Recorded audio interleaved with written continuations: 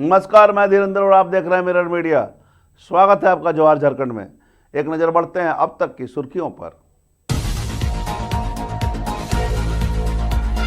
नगर आयुक्त के आश्वासन के बाद विधायक राज सिन्हा का अनिश्चितकालीन धरना हुआ समाप्त।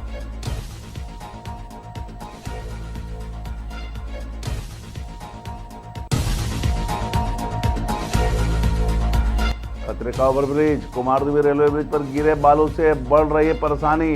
नगर परिषद की अनदेखी से दुर्घटनाओं में वृद्धि।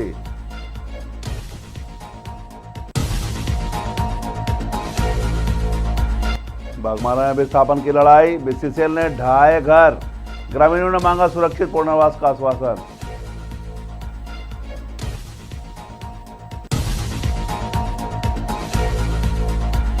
यूथ वॉलीबॉल का महाकुंभ, 17वीं यूथ वॉलीबॉल प्रतियोगिता के लिए हजारीबाग तैयार, खिलाड़ियों के लिए किए गए विशेष इंतजाम।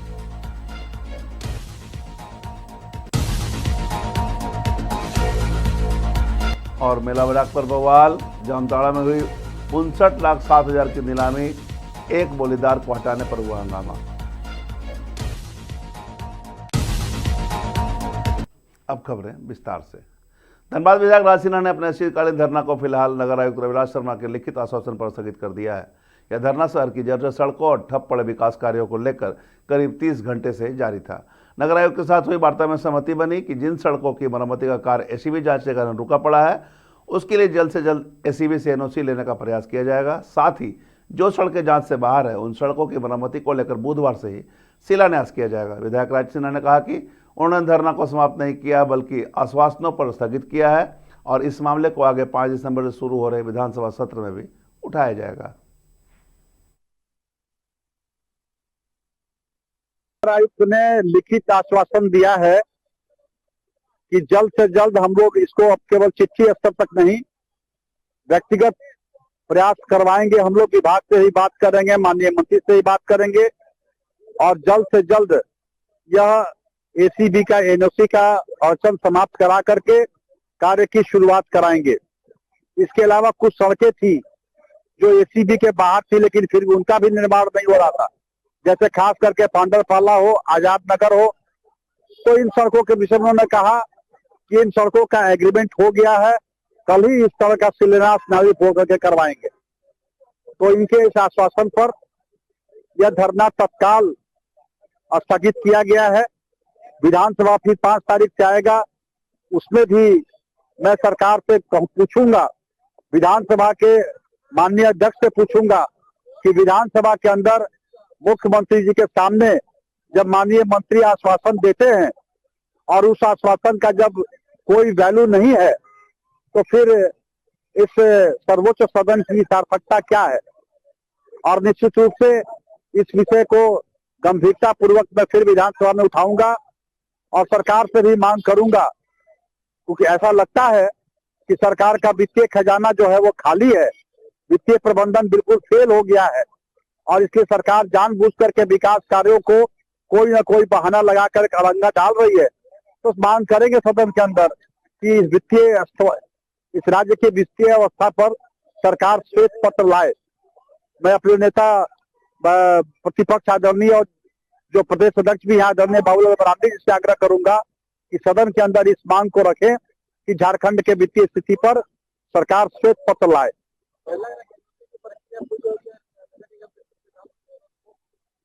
बिल्कुल इन्होंने लिखित रूप से आश्वासन दिया है और नहीं होगा तो फिर हमारा आंदोलन होगा और इस बार का जो आंदोलन होगा तो अगले चरण से हम शुरू करेंगे, यानी उनके कार्यालय से शुरू करेंगे। हाँ, उन्होंने कहा है कि शिलान्यास कराएंगे। सूचित है, मैंने विधायक अवगत करा दिया गया है। जितने भी स्कीम्स हैं जो फंसे हुए हैं, सब एसीबी का जांच चल रहा है। एसीबी से अनापत्ति प्राप्त करने की कोशिश किया जाएगा और अनापत्ति प्राप्त होने के बाद हम लोग काम करेंगे। नहीं मिला, उसे मिलेगा तो हम लोग काम करेंगे। टोटल 38 स्कीम है।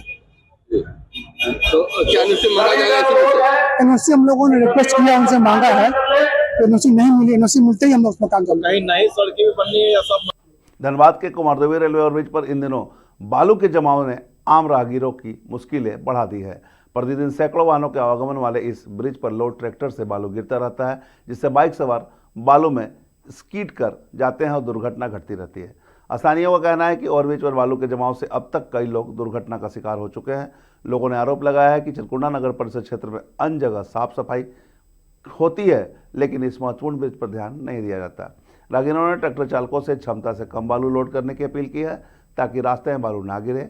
स्थानीय लोगों ने नगर परिषद और जनप्रतिनिधियों पर अनदेखी का भी आरोप लगाया है।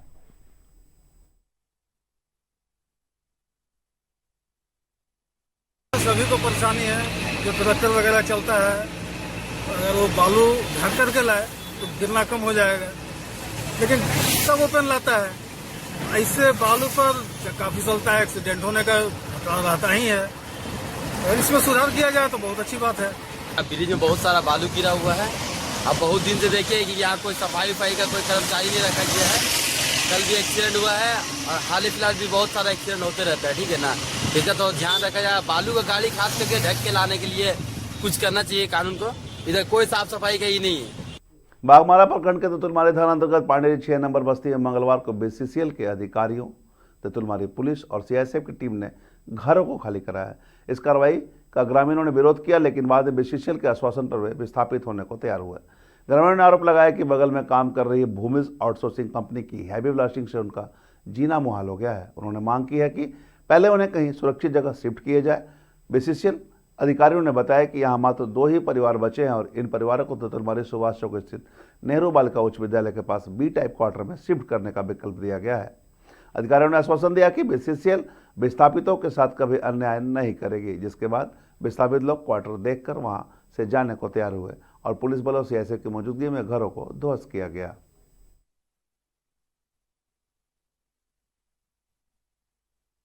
बिना मुआवजा बिना जगह दिए हुए देखिए जेसीबी चला रही है और मेरा बगल में घर है, कभी भी कोई हादसा हो सकता है। मेरा वही प्रस्ताव है कि हमें जमीन और मुआवजा दिया जाए, कहीं हम जाएंगे। क्या कर रहे हैं?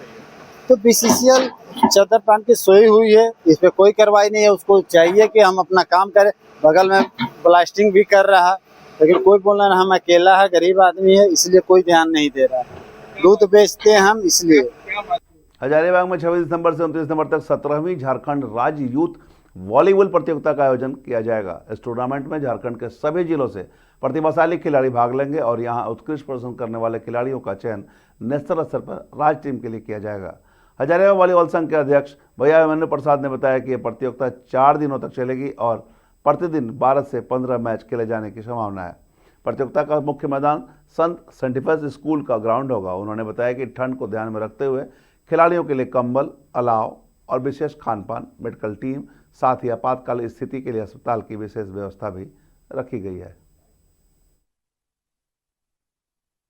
एसोसिएशन को इस बार झारखंड राज्य का यूथ वॉलीबॉल टूर्नामेंट कराने का अवसर दिया गया है और हजारीबाग वॉलीबॉल एसोसिएशन के लिए बहुत गर्व की बात है कि पूरे झारखंड से 500 बच्चे बच्चियां जो है इस टूर्नामेंट में भाग लेंगी। 4 दिन चलने वाला इस आयोजन में एक ऐतिहासिक आयोजन होगा और हजारीबाग के लिए बहुत गर्व की बात है कि झारखंड वॉलीबॉल एसोसिएशन ने हजारीबाग वॉलीबॉल एसोसिएशन को यूथ टूर्नामेंट को पार्टिसिपेट करके और इसको सफल और संपन्न कराने का कार्यभार दिया है। हमारी संस्था हजारीबाग की वॉलीबॉल एसोसिएशन इस पूरे टूर्नामेंट को बहुत तहे दिल से लग करके सफल बनाएगी। जामताड़ा के प्रतिष्ठित और ऐतिहासिक 15 दिवसीय करमदाह मकर संक्रांति मेला 2025 की नीलामी मंगलवार को जिला परिषद सभागार में संपन्न हुई। इस वर्ष मेला का डाक 59,07,000 में हुआ, जिसे मुर्शीद अंसारी ने जीता। हालांकि नीलामी प्रक्रिया के दौरान मिनहाज अंसारी नामक एक बोलीदार को बाहर रखे जाने को लेकर खासा विवाद खड़ा हो गया। प्रशासन का पक्ष रखते हुए डीडीसी निरंजन कुमार ने बताया कि मिनहाज अंसारी को बाहर रखने की वजह यह है कि उनके चाचा पर पिछले वर्ष के मेला डाक का 9 लाख का भुगतान लंबित है। वहीं मिनहाज अंसारी ने विरोध जताते हुए उपायुक्त को लिखित शिकायत देकर नीलामी रद्द करने की मांग की। विवाद बढ़ने के बाद उपायुक्त रवि आनंद ने मामले पर संज्ञान लिया और जांच के बाद आवश्यक कार्रवाई की बात कही। मेला जामताड़ा जिला का ऐतिहासिक मेला है, जो हर साल मकर संक्रांति के शुभ अवसर पर लगता है। उसमें बहुत सारे जिले के लोग आते हैं, झारखंड से लोग आते हैं जिनकी वहाँ आस्था है। सभी वर्ग के लोग वहाँ आते हैं। उसका मेला का आयोजन करने के लिए आज डाक रखा गया था। डाक में 4 डाक वक्ता ने भाग लिया।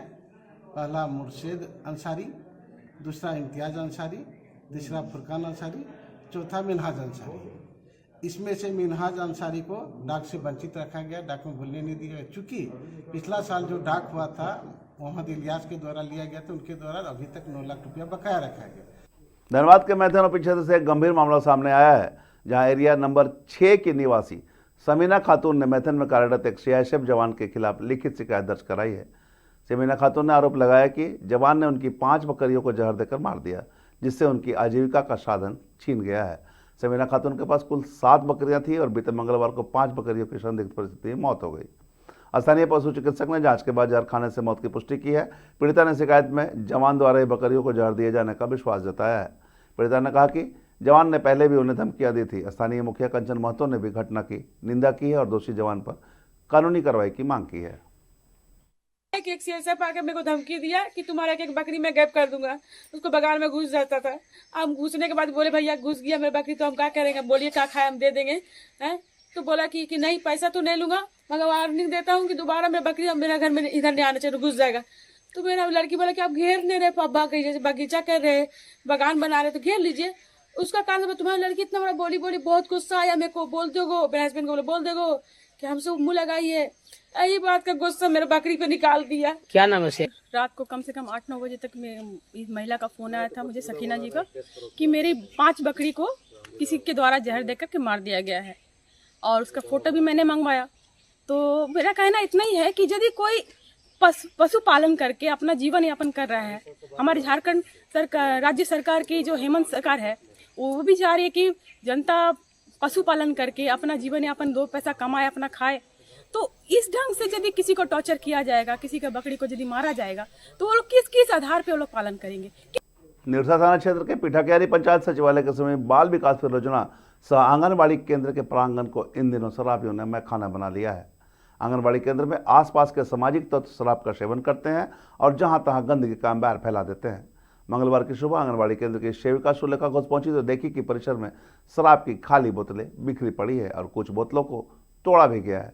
शीशे के टुकड़ों से बच्चों के जख्मी होने की आशंका को देखते हुए बच्चों को छुट्टी दे दी गई और इसकी सूचना निरसा थाना को दी गई।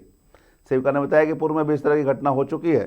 वहीं बाल विकास परियोजना पदाधिकारी सरिता कुमारी ने कहा कि इसकी जांच कर स्थानीय को शिकायत की सूचना दी जाएगी, साथ ही जनप्रतिनिधियों के साथ बैठक कर उचित कार्रवाई भी की जाएगी।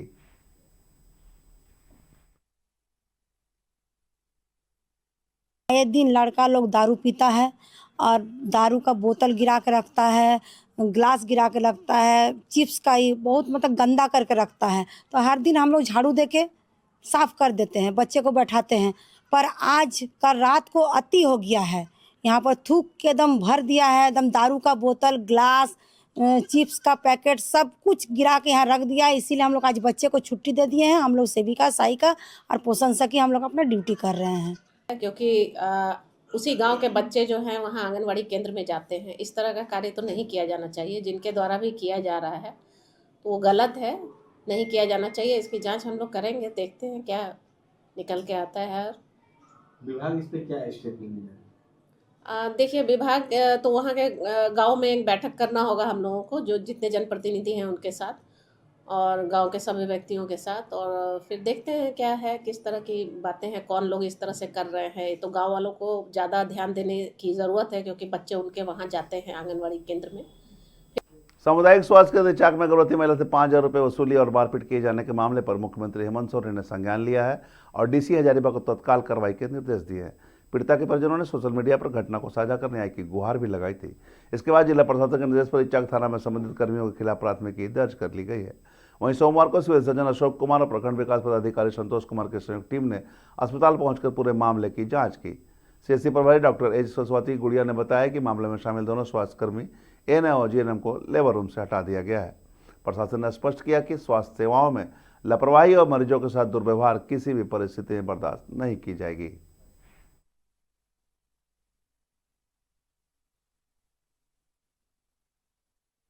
मिली कि इस तरह की घटना हुई है, हम इचाक सीएचसी गए। वहाँ पर हमने संबंधित एएनएम प्रभारी और जो पेशेंट को लाती है सहिया और बल्कि एक और दूसरे पेशेंट को लाई हुई थी। दोनों सहिया को हमने बुलाया और उससे पूछताछ किया। एएनएम का कहना है कि हमने कोई भी किसी तरह का पैसा डिमांड नहीं किया है। 3:25 में डिलीवरी हुआ था और उन लोगों का कहना था कि 300 रुपया हमको दे रहा था उसका अटेंडेंट और हमको तुरंत छुट्टी कर दी है। बल्कि लेकिन छुट्टी का प्रावधान है नहीं, 48 आवर्स आपको रहना है, क्योंकि 48 आवर्स तक पीपीएच होने का चांस रहता है। तो इसलिए उन्होंने छुट्टी नहीं दिया, पैसा वैसा नहीं ली। और कुछ देर के बाद उसको लगभग हाफ एन आवर के बाद एएनएम को लगा कि ब्लीडिंग वगैरह हो रहा है, तो ब्लीडिंग का जो ट्रीटमेंट होता है, जो ट्रीटमेंट प्रोटोकॉल है, वो सब करके और फिर चूँकि शाम का समय था, उसने लगभग 5 बजे उसको रेफर कर दिया सदर अस्पताल हजारीबाग के लिए फॉर बेटर मैनेजमेंट के लिए। और हमने पैसा वैसा करने कोई डिमांड नहीं किया, वो सब एएनएम का कहना है। जीएनएम जो भी अटेंडिंग थी, हमने दोनों सहिया से पूछा। सहिया जो पेशेंट को वहाँ से लाती है, लुंदरी गांव का है, तो उसने बोला कि सर पैसा लेने देने का और मारपीट का तो सवाल ही नहीं है। इसलिए नहीं सवाल है क्योंकि हम उस पेशेंट को लाए और हम वही हैं और रेफर करने तक साथ हम गए हैं मेडिकल कॉलेज, तो पैसा का तो डिमांड ही नहीं है। चूँकि वो लोग चाह रही थी कि हमको छुट्टी मिल जाए और प्रावधानित नहीं है ऐसा, इसलिए वो लोग ऐसा ब्लेम लगाई और को लपड़ थप्पड़ या गाली गलौज ये सब करने का कोई हमारे सामने नहीं हुआ है। दूसरी सहिया जो 200 पेशेंट के लिए लेकर के आई थी और वो उसका ये भी है, जो पेशेंट थी उसका दूर की रिलेटिव भी लगती है, उससे भी हमने पूछा तो बोला कि सर जब तक मेरे रहते हुए तक तो कभी कोई ऐसा मारपीट की घटना नहीं हुई। महिला पीड़ित है कि नहीं, ये इम्पोर्टेंट बात है। मेरे सर्च का ये कारण था। हम कहीं ये कर देते हैं और महिला पीड़ित है कि नहीं, अभी तक प्रथम दृष्टया ये नहीं लगता है कि महिला के साथ मारपीट हुई है, गाली गलौज हुई है या पैसा का डिमांड हुआ, तो हम पीड़ित कैसे बोलेंगे उसको। लेकिन यदि छानबीन में ऐसा लगता है कि उसने पैसे का डिमांड किया है, जिसको आप पीड़िता बोल रहे हैं, उसके गार्जियन से, तो गार्जियन जो कुछ भी बोल रहा हो, लेकिन पीड़िता बोली कि नहीं मेरे साथ मारपीट की घटना नहीं हुई है। ऐसी कोई घटना संज्ञान में ये मतलब छानबीन में आता है तो निश्चित रूप से जो कार्रवाई हो सकता है अधिक से अधिकतम वो करेगी, ताकि कोई दूसरी एएनएम या जीएनएम आगे से मतलब ज़्यादा बेहतरीन से मतलब पूरा हमको इधर मतलब फील कर दी और मेरे घर वाले पैसा मतलब ज़्यादा मांग रहे थे। और जो आज झारखंड में अब तक बस इतना ही। देश और दुनिया की तमाम खबरों के लिए बने रहे मिरर मीडिया के साथ।